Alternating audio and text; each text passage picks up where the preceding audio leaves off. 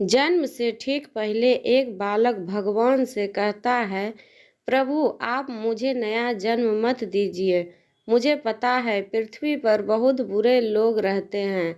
मैं वहां नहीं जाना चाहता हूँ। और ऐसा कहकर वह उदास होकर बैठ जाता है। भगवान स्नेहपूर्वक उसके सर पर हाथ फेरते हैं और सृष्टि के नियमानुसार उसे जन्म लेने की महत्ता समझते हैं। बालक कुछ देर हठ करता है, पर भगवान के बहुत मनाने पर वह नया जन्म लेने को तैयार हो जाता है।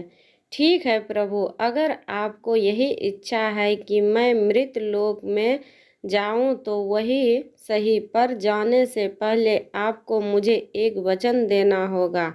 बालक भगवान से कहता है, भगवान बोलो पुत्र, तुम क्या चाहते हो? तो बालक बोलता है, आप वचन दीजिए कि जब तक मैं पृथ्वी पर हूँ तब तक हर एक क्षण आप भी मेरे साथ होंगे।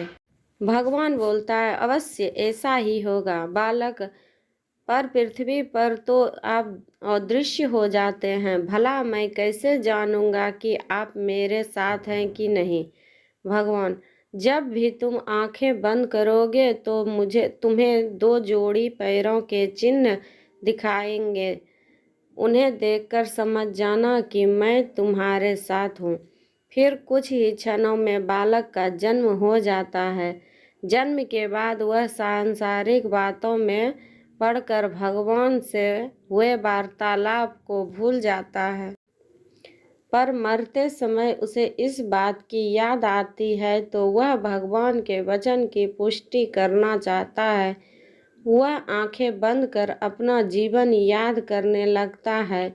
वह देखता है कि उसे जन्म के समय से ही दो जोड़ी पैरों के निशान दिख रहे थे, परंतु जिस समय वह अपने सबसे बुरे वक्त से गुजर रहा था उस समय केवल एक जोड़ी पैरों के निशान ही दिखाई दे रहे थे। यह देख वह बहुत दुखी हो जाता है कि भगवान ने अपना वचन नहीं निभाया और उसे तब अकेला छोड़ दिया जब उनकी सबसे अधिक ज़रूरत थी। मरने के बाद वह भगवान के समक्ष पहुंचा और रूठते हुए बोला, प्रभु आपने तो कहा था कि आप हर समय मेरे साथ रहेंगे, पर मुसीबत के समय मुझे दो की जगह एक जोड़ी ही पैर दिखाई दिए। बताइए आपने उस समय मेरा साथ क्यों छोड़ दिया?